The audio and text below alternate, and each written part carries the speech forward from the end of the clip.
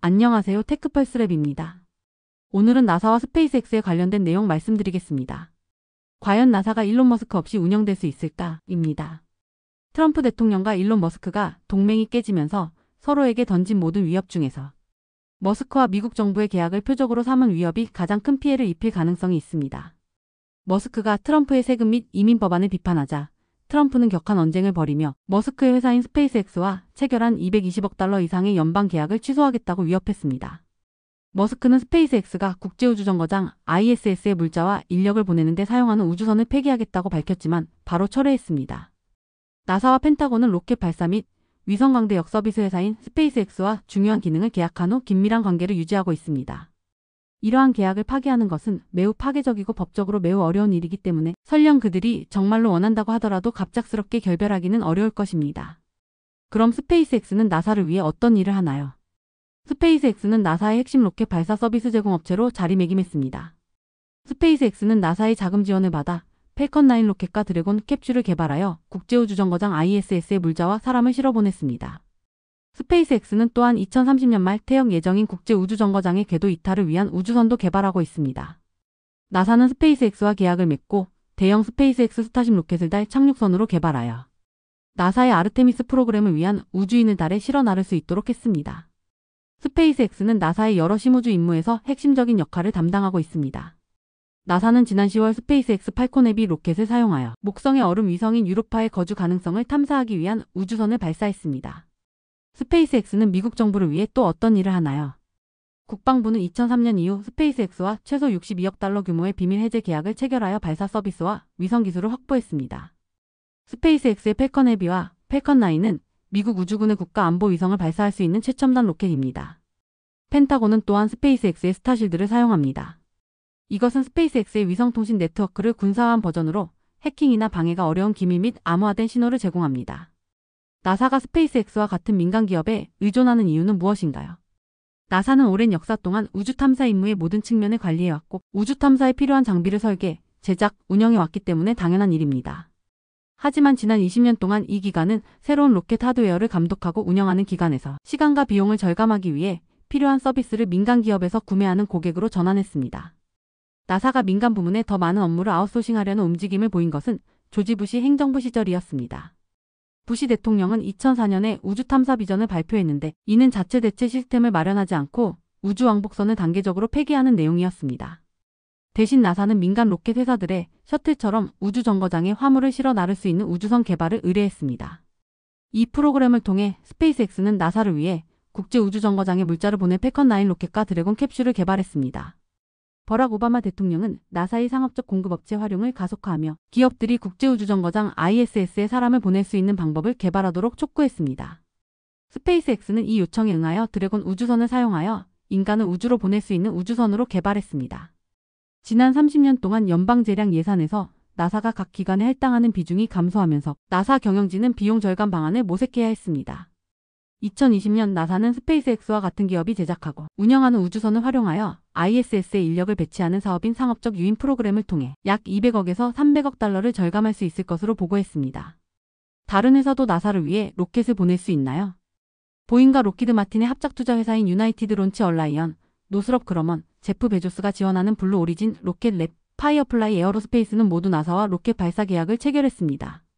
하지만 ULA와 블루 오리진은 최근에야 새로운 주력 로켓인 벌컨과 뉴 글렌을 선보였고 로켓의 성능 향상은 더디게 진행되고 있습니다. 노스롭 그루먼의 안타레스 로켓 또한 장기간의 업데이트를 거치고 있으며 로켓랩과 파이어플라이 에어로스페이스의 운용 로켓은 펠컨9과 동급이 아닙니다. 두 회사는 잠재적으로 경쟁하기 위해 더 큰 로켓을 설계하고 있지만 아직 출시되지는 않았습니다. 아직 스페이스X의 발사 속도와 신뢰성에 필적할 만한 회사는 없습니다. 에버코어 ISI의 5월 보고서에 따르면 스페이스X는 작년 미국 궤도 발사의 약 90%를 차지했습니다. 펠컨9과 펠컨 헤비는 부분적으로 재사용이 가능하여 스페이스X는 발사 비용을 절감하는 데 도움이 되었다고 주장합니다. 나사와 스페이스X의 계약 가치는 얼마입니까? 스페이스X는 2006년 나사와의 파트너십을 시작한 이후 160억 달러 이상의 계약을 체결했습니다. 나사는 2027년 미국 우주인을 달에 착륙시키기 위해 스페이스X와 40억 달러 규모의 스타쉽 계약을 체결했습니다. 스페이스X가 국제우주정거장 ISS에서 이탈할 수 있는 우주선을 제작하는 계약모는 8억 4,300만 달러입니다. 블룸버그가 수집한 데이터에 따르면 스페이스X는 작년에 나사에 기록된 계약 지출 210억 달러 중 약 10%를 차지했으며 이로써 이 회사는 나사의 제트 추진 연구소가 있는 사립 연구소인 칼텍에 이어 해당 기관의 2024년 예산에서 두 번째로 큰 수혜 기업이 되었습니다.